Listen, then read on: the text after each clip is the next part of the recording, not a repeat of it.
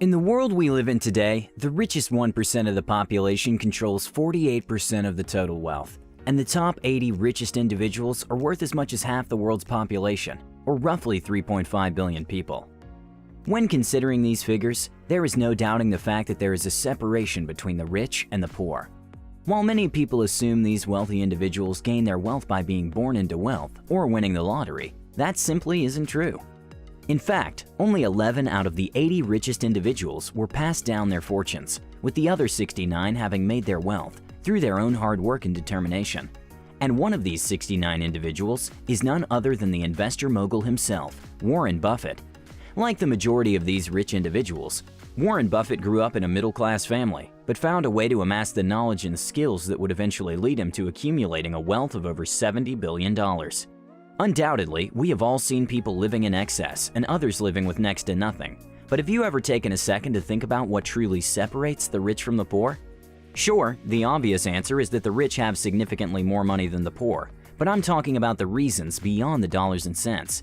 When you think about it, a rich and a poor person can live in the same city, have access to the same jobs, and both only have 24 hours in the day. Yet one can be living paycheck to paycheck, while the other can have more money than they could spend in an entire lifetime. So what truly makes the difference between someone who will amass billions of dollars in their lifetime and someone who will struggle financially forever?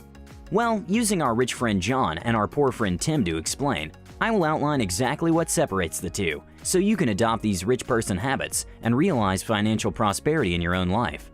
Before we get going, you should know that both John and Tim have similar IQs, come from middle-class families, and live in the same city. In short, neither man has any advantage over the other. However, their bank accounts are at total opposite ends of the money spectrum. It's Monday afternoon, and both John and Tim commute home from work. When Tim gets home, he goes over to his couch, turns on Netflix, and binge watches hours of mindless TV to numb himself from the long workday he had. While Tim's boss recommended that he should read more books in order to increase his chances of getting promoted this year, Tim can't be bothered to read, especially now that a new season of his favorite show has come out. When John arrives home, he immediately logs into his computer to start studying. Hours pass as John reviews his notes for his upcoming exam. While John already has a master's degree and multiple designations, he continues to put in a few hours every night to work towards another accreditation, which will help him scale the corporate ladder faster. In fact, John recently learned that one of his idols, Dan Lok, invests over $500,000 a year into continuous learning. John figures that if millionaires are investing that much time and money into learning new things, then he should definitely do the same. Therefore, difference number one between the rich and the poor is that the rich never stop learning. At work the next day, Tim's boss begins handing out bonuses to all of the employees. As Tim opens up his envelope, he sees that he's gotten a $100 bonus, much less than all of his peers. Tim goes up to his boss and complains, saying that he's been at the company for 10 years and this is an embarrassing bonus to have received. His boss goes on to point out that Tim never stays late to help his team and that his productivity has dropped every year since he started. Across town, John is plowing through his current project at work when his boss approaches him. His boss hands him an envelope, and as he opens it, he sees in front of him a $10,000 check in his name. John is stunned and very appreciative of the generous bonus. John's boss goes on to explain that John has been putting in a ton of hours as of late, and his last project saved the company $1 million in operating expenses. So, to recognize his work, this was the least they could do. Therefore, difference number two is the rich sell value and the poor sell time. The following week, Tim is counting down the days until Thursday, which is when he gets paid. As soon as his boss gives him his bi-weekly check, he rushes to the bank and begins sending out payments to all of his creditors. He sends money to his landlord, to his hydro company, and of course his monthly installment for income tax. As Tim gets to the end of the month, he decides to see just how much money he saved. As he opens his balance, he realizes that not only did he not save any money, but that his account was lower than it was a month prior. Tim has no idea where all the money could have gone.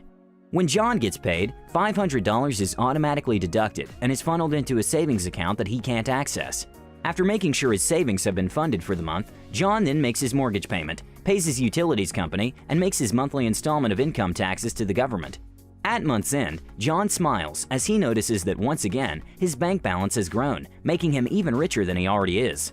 Therefore, difference number three is the rich pay themselves first, while the poor pay themselves last. One night after work, Tim is watching TV and sees an ad for a new high-definition television that is being released. The TV costs $1,000, which is all that Tim can afford to spend on entertainment devices for the year. While Tim contemplates this purchase, he has also been dying to buy the new PlayStation that just came out, but at a cost of $500, there is no way he can get both.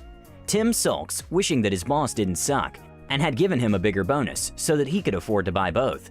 After passing his exam, John wants to treat himself for his hard work and decides that he wants to buy himself a new gaming system and TV. John too only has a budget of $1,000 for his purchase, but really wants both the new state-of-the-art TV and the PlayStation console. Instead of deciding between the two, John asks himself how he can get both.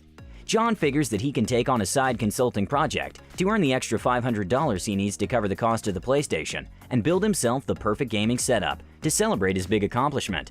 Therefore, difference number 4 is that the rich have a growth mindset, while the poor have a fixed mindset. Because Tim dreads going into work every day, he has made grabbing a Frappuccino from Starbucks a staple in his morning routine.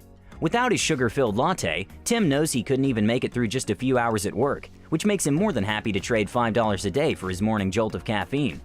John, on the other hand, walks right by Starbucks every day, and instead of getting an expensive latte, he drinks the free coffee that's served at work. Sure, the coffee isn't as good as a Starbucks drink, but being able to save $5 a day on coffee is well worth it in his eyes.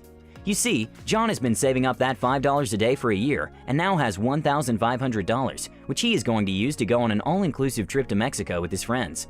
John also knows that this delaying of gratification helps him embody the traits of his fellow rich peers, as he learned while reading a Temple University study. The study ranked the most important factors in determining affluence. Occupation, education, location, and gender topped the list. But delaying instant gratification beat out many of the more traditional signals, including age, race, ethnicity, and height. Researchers believe that a person's ability to envision larger future rewards makes them much less likely to succumb to short-term pleasures, which is why turning down a daily latte was easy when envisioning all the fun he would have on the beach in Mexico with his friends. Therefore, difference number 5 is that the rich understand the power of delaying gratification, whereas the poor seek short-term pleasure. As the economy starts to fall on hard times, many companies begin to lay people off as a cost-cutting tactic. As Tim is sitting at his desk one afternoon scrolling through Facebook and doing the bare minimum to keep his job, he gets a note from his boss. The message says, "Please hand in your laptop and badge at the front desk. We are letting you go." Tim begins to freak out, wondering how he will pay his rent and bills now that his sole source of income is gone. Tim always believed that being an employee meant having job security, and after getting fired, he began to wonder if this impression was wrong to have held for so many years. Unfortunately for John, he too is let go by his boss.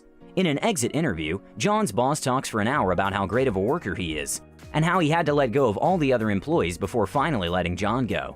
John graciously accepted his fate and thanked his boss for the opportunity and reassured him that he would be fine financially.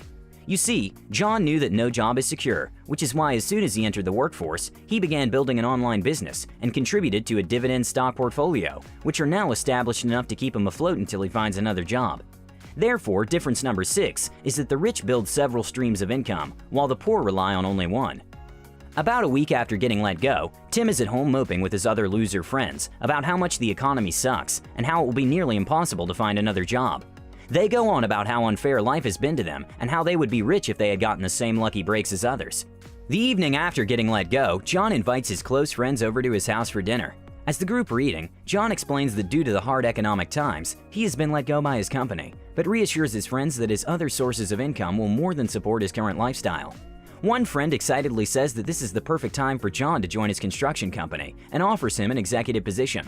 Another friend chimes in and asks John if he wants to start a consulting company with her, as the two have worked so well together in the past and could become one of the leading firms in the city in no time. Therefore, difference number 7 is that the rich surround themselves with other rich people, whereas the poor surround themselves with other broke individuals. To summarize, the differences that separate the rich from the poor is that the rich never stop learning. They sell value, not time. They pay themselves first. They have a growth mindset, not a fixed mindset. They harness the power of delaying gratification, they build multiple streams of income, and finally, they surround themselves with other rich individuals. Thank you guys so much for watching. Please like, share, and subscribe, and I will see you in the next one. Jeff Bezos, Bill Gates, Warren Buffett, Amancio Ortega, Mark Zuckerberg, Bernard Arnault, Carlos Slim, Larry Ellison, and Larry Page are the 9 richest men in the world. Their combined wealth, according to Forbes in January 2018, was $687.6 billion. This figure is equivalent to the total wealth of, get this, 4 billion of the poorest people in the world. This is to mean, in terms of wealth, if you put these 9 gentlemen on one side of the scale, or seesaw if you prefer, you would need a good 4 billion of the world's poorest on the other side in order to balance it out.